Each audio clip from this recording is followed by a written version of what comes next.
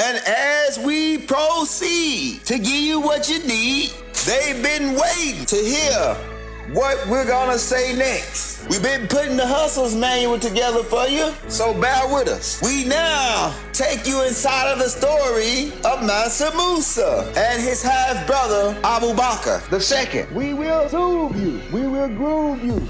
The truth is sweet to some and bitter to others. Mansa Musa, the legendary ruler of the vast West African empire of Mali. He was born in 1280 in Mali, Africa, right? He was also known as Kan Musa the First, or Mansa Kan Musa Ali. And he's the richest man that they have on record to the date. But technically, Abu Bakr was richer than Mansa Musa. I'm about to get into that. So Moors, right? Because Abu Bakr and Mansa Musa were Moors, so Moors are the richest people still living to this very day, right? Look it up. Look up the richest man that ever lived. You're gonna get Mansa Musa, who was a Moor. I'm about to break all that down for you, right? In Mandinka, the word Musa means sultan, right? Or emperor, right? And it can translate over into English to king, but we didn't call ourselves kings because Kingu is Kingu, the spell of sleep. The power of the Musa includes dispensing justice and to monopolize trade, in particularly gold. Keep in mind, we as the Mandingo Moors were trading all around the world. Musa also has military meaning to it, meaning conqueror. Mansa Musa Ali the First, the Moor, was the 10th Musa of Mali. You see, Mansa Musa became the richest dude to ever live because of his brother Abu Bakr Ali II. Abu Bakr Ali II was born in 1278 in Mali, Africa. Abu Bakr II was the 8th Musa of Mali, Africa. He was 2 years older than his brother, Sultan Mansa Musa. So Mansa Musa is the little brother. They were half brothers. They had the same father, but different mothers. Because if you notice, Abu Bakr had a beard, and Mansa Musa didn't have a beard. And if you notice the hairstyle, you can clearly see that there's a connection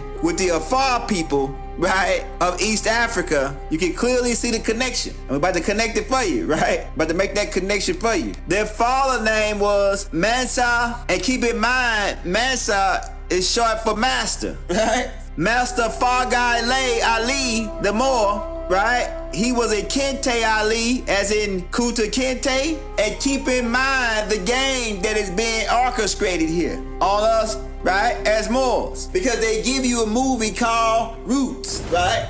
Really, they tell you that this dude Alex put it together, but really his pen was guided by, you wanna know who? Germans, right? And we can't say the other word because they'll start calling us anti-Semitic, and there's no way we can be anti-Semitic when we are the Semites or the Shemites from Noah's son Shem, right? So they like to play these games, okay? Kuta Kente in Roots, right, was the prince of the Mandinka tribe, right? Understand the game here. He was the prince of the Mandinka tribe, and they paint the picture as him getting kidnapped and brought over here as a slave. The biggest game ever. Because slavery is big business. But Moors could never be slaves. Why? Because slaves apply to the Slavics, as in Yugoslavics, who come from Russia. They are Aryans, not even the original Aryans. And the people who are calling themselves Germans is not even the original Germans. The Hutu people, the Bantu, were there thousands of years before the Aldebarans came. So Abu Bakr and Mansa Musa had the same father, Sultan Fargai Kente Ali, also known as Abu Bakr I, because you gotta keep in mind, Islam came into play, right?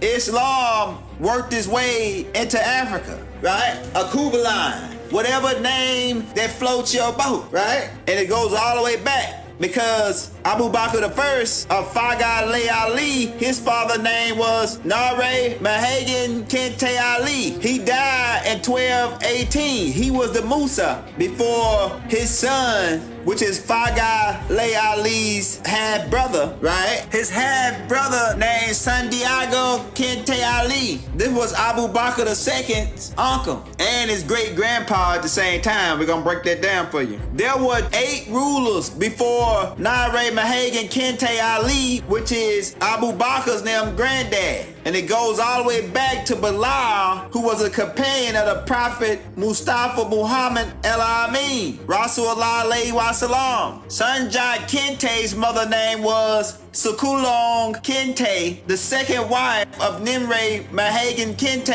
Ali, right? She was ugly and a hunchback. She was originally from the Dagon people, because you got to keep in mind that the Dagon means ugly water beings. So you see, it all ties in together. And keep in mind that the Mandinga were a combination of 3 different tribes, having been brought together. One of the tribes are the Dagons. And the Dagons go all the way back to the Afar, mixing in with the Twa-Man. The Dagons then in turn mixed with the Dinka, who are from South Sudan, right? The Dinka tribe, which the master teacher's bloodline come from, right? These Dinkas migrated to Mali and began mixing in with these Dogons and created the Mandinka. And then later on, the tribe of Shabazz, who are the Moors, M-U-U-R, began jumping off all around the coast of Africa. And one of the last spots they jumped off in was Mali. Understand the connection here and how we, dropping this bloodline history on you, bruh. Because we are the Kentes, the richest people in the world. So they play games with these movies to try to move you and me in a particular direction to where they'll steer us off the path. Keep in mind, Nure Mahagan Ali the first had 3 wives. One of his other wives' name was Naanje Le Kente Ali. She was the youngest of the 3 wives and very beautiful. Keep in mind, Abu Bakr I or Abu Bakr II is not to be mistaken with the Abu Bakr of Muhammad's time, the Pale Arab, right? Who tried to take over Islam after the Prophet Muhammad passed. One of Nare Mahagan Kente Ali's sons' name is Dan Kimray Two-Man Kente Ali. This is Abu Bakr the first brother with Sanjay Kente Ali. They all 3 brothers. His mom's name was Sasami Beret Ali, who became a Kente when she married Nare Mahagan Kente, right? She was Nare Mahagan Kente Ali's first wife. However, when 2 hunters from the Dagon kingdom presented an ugly hunchback woman named Sukulong Kente Ali, her name was Sugulong before she married the Kentes, right? Into the Mandingas, right? She was originally from the Dagons, like we told you. When they presented this woman to Nare Mahagan Kente Ali, he remembered the prophecy and married the chick. And then she soon birthed a son, Sanjay Kente Ali, who was unable to walk throughout most of his childhood until 7 years old. He was crippled, right? His mother was the subject of ridicule amongst her co-wives. She was consistently teased and ridiculed openly for her son's disability. This significantly affects Sanjay, and he was determined to do everything he possibly could in order to walk like his peers. Through this determination, he one day mysteriously got up and walked amongst his peers. He became a leader, right? And he had 3 other brothers. Remember we told you, Abu Bakr I, right? And Dankaran. His half brother got jealous of him. Sasami was very cruel and disrespectful to Sanjay's mother. After Sanjay's father died, Nimre Mahagan Ali, the other brother, Damkimran, set out a plan, he and his mother, to kill Sanjay Kente Ali, right? And bear with me with these names, because I ain't no good pronunciation type of guy, right? I'm doing the best I can with these names. You can go look the bloodline up. We're going to have this story in the Hustler's Manual, right? Because Mansa Musa and Abu Bakr is still the greatest hustlers to ever live to this very day. And they were Moors. Sanjay Kente Ali and his mother and them went to go hide in Ghana, right? Eventually a war ensued between the Mandingas and the Ghanaians, the people of Ghana, who were Hutu people, Bantu, called by the European Nigerians. Eventually, they defeated Dankimran Kente Ali, and they summoned for Sanjay Kente Ali to come back home to take his throne, right? He became the first ruler to get the title Musa, which began to pass down through the Kente bloodline. Fangale Ali, also known as Abu Bakr I, his brother Sanjay Kente Ali had one biological son named Ali. Mansa Ali was the second Musa, right, after his father. And keep in mind, his father started the Mali Empire, or the Mandinga Empire, where they took over most of West Africa, right, and other parts. And like we said, the Mandingas are mixed between three tribes. Sanjay Kente Ali also had two adopted sons from one of his brothers, right, who was Nimre Mahagan Kente Ali's, one of his other sons, who was a general in Sanjay's army. They had the same mother, because keep in mind, Nimre had three different wives. So one of his brothers with the same mother, he was killed in battle, right? So Sanjay Kente Ali adopted his two sons. One name was Musa Wate, who became the third Musa for a short period. Then another brother, one of Sanjay's brother's other sons, name was Musa Khalifa, and he was assassinated at 1275. He was the fourth Musa. Then the throne switched hands to another being who was married to one of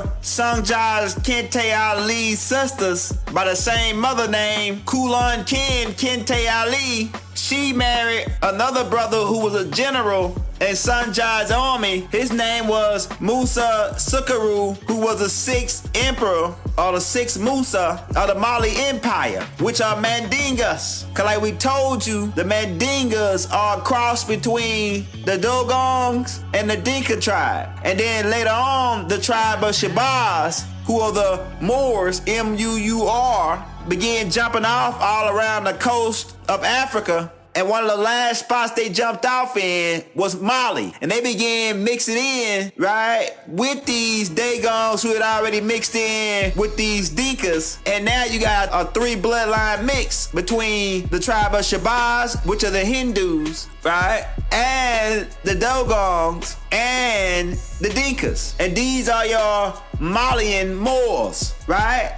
The Kente bloodline. And all of you niggas over here are Kentes. Right? And we about to make that clear in a minute. When we line it all up for you. They birthed a son named Musa Gal, who became the Musa from 1300 to 1305 AD. He was murdered, right, coming home from a Hajj. He ruled in 1305 when he was successed by his son, Muhammad ibn Gal. Musa Muhammad ibn Gal, right, was the son of his father, Mansa Gal. Then they ended up killing him in battle in 1306, and he was successed by his cousin Abu Bakr II in 1306 AD. This is how Abu Bakr became the Musa. Abu Bakr II became the Musa, right? And they say that Mansa Muhammad ibn Gal, they say that Abu Bakr was his uncle, but that's not true. Abu Bakr was his great cousin,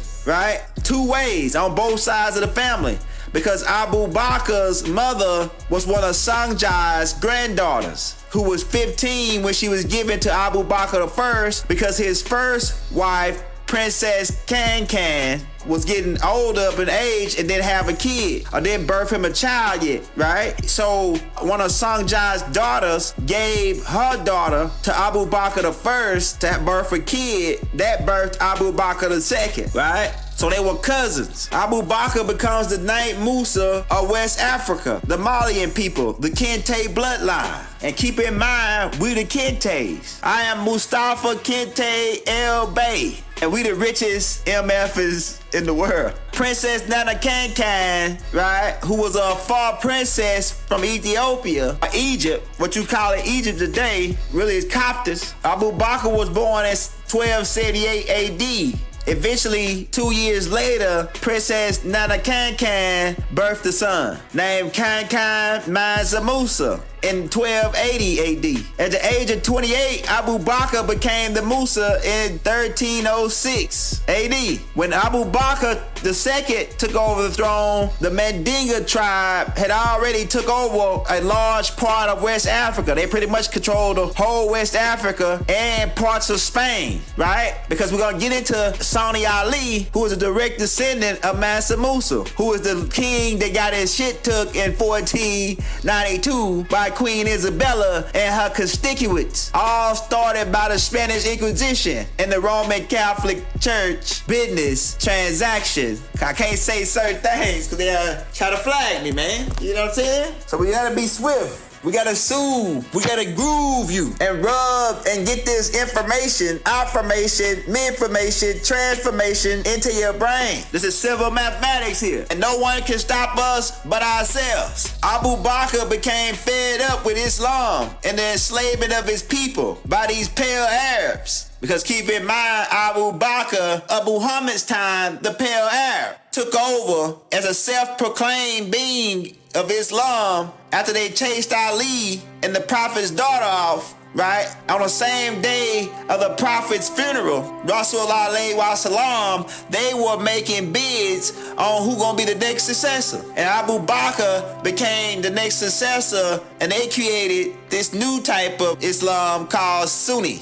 And they can say that the Sunni come from Muhammad and the Sunni is falling away, but the Sunni come from Abu Bakr and the beings who tried to infiltrate the real Islam after Muhammad passed away. We can get into that, man, if y'all want, but we don't know the mission here. So in 1306, Abu Bakr started a campaign to take a trip. He wanted to know, was there more? He heard about the stories of the crossing the Great River, and that there was land on the other side and people on the other side who are of our ancient family who traveled over to a Mexam, what is being called America, Turtle Island, the North Gate, at land, whatever name that floats your boat. Abu Bakr wanted to reach the other side of the bank, right? And keep in mind, these were not niggas or Nigerians. The niggas are the Nigerians. So Abu Bakr got his men together and equipped 200 boats full of men and full of gold and food and water, vital things they needed to last several years. He ordered his chief admiral not to return until they reached an extreme of the ocean, or if they had exhausted their supplies, right, and food and water, should they return. And they set out.